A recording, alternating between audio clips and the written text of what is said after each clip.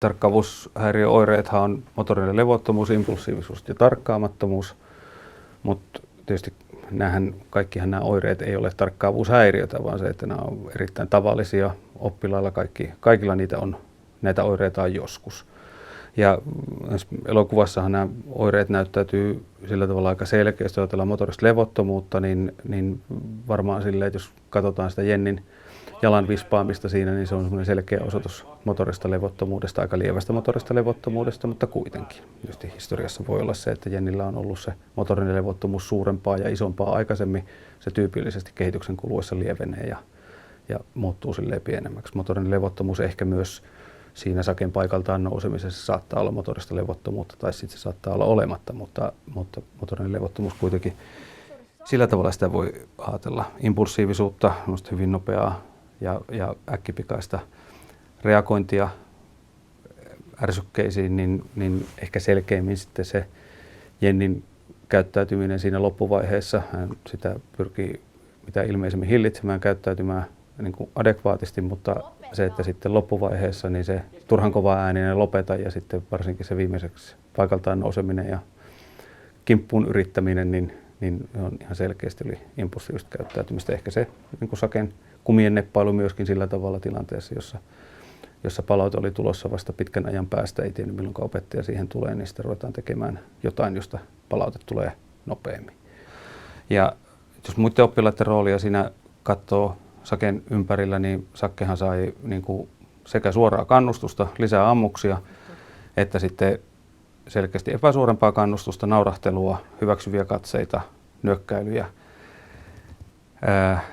Ja sitten myöskin semmoista niin kuin hiljaista hyväksyntää, että osahan sen selvästi huomasi, mutta ei millään tavalla halunnut puuttua siihen asiaan. Jos ajatellaan niin kuin muilta oppilailta tulleen positiivisen palautteen ja negatiivisen palautteen välisenä suhteena, niin ainoastaan yksi hyvin kevyt negatiivinen palautehan siinä sakelle hänen käyttäytymisestään tuli.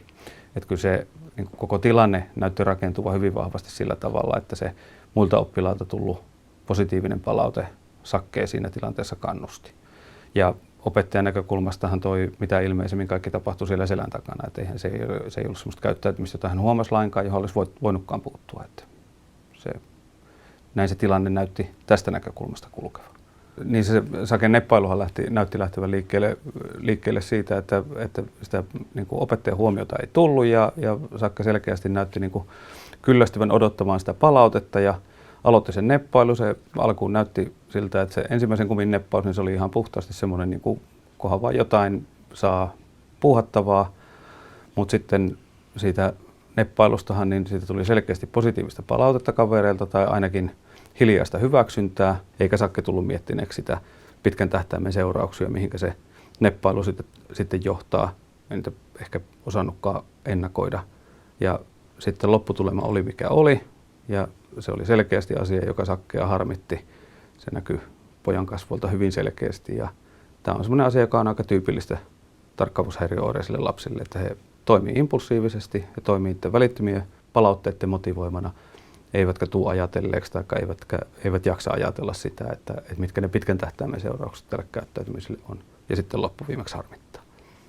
Tarkkaavuuden ongelmathan siinä tuli selkeämmin näkyviin siinä punavipoisessa tytössä, joka istui siellä luokan perässä, joka todennäköisesti on jäänyt kaikilta huomaamatta, niin kuin tällä tavalla käyttäytyvät oppilaat useasti jää huomaamatta.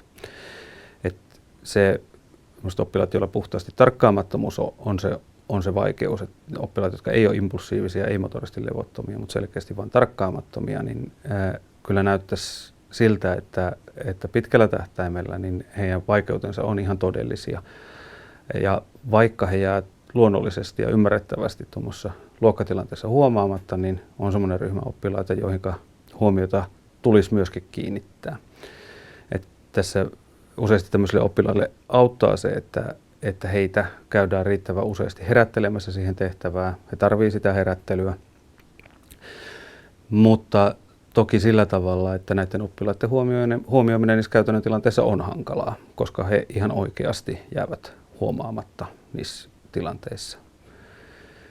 Mutta monasti semmoisilla ihan kohtuullisen pienillä, ainakin helposti toteutettavilla tavoilla, istumapaikan miettimisellä, sen niin miettimisellä ja itsensä muistuttamisella siitä, että käy tämmöisen oppilaan siihen tehtävään ohjaamassa ja herättämässä, niin monesti päästään kyllä sitten ihan selkeästi eteenpäin näissä asioissa. Vuorovaikutustilanteenahan toi oli selkeästi semmoinen hyvin pieleen mennyt vuorovaikutustilanne, ja jos sitä lähtee miettimään, että missä kohtaa se olisi voinut lähteä menemään toisille raiteille, niin niitä kohtiahan siinä on vaikka kuinka paljon. Et ehkä ihan ensimmäisenä on tämä Saken katkarapukysymys, niin hän toki olisi voinut niin kuin hetkeksi aikaa opettaja pysähtyä, jos olisi nähnyt sen tarpeelliseksi selittää, mikä on katkarapu ja planktonin ero ja miksi katkarapu ei ole planktonia.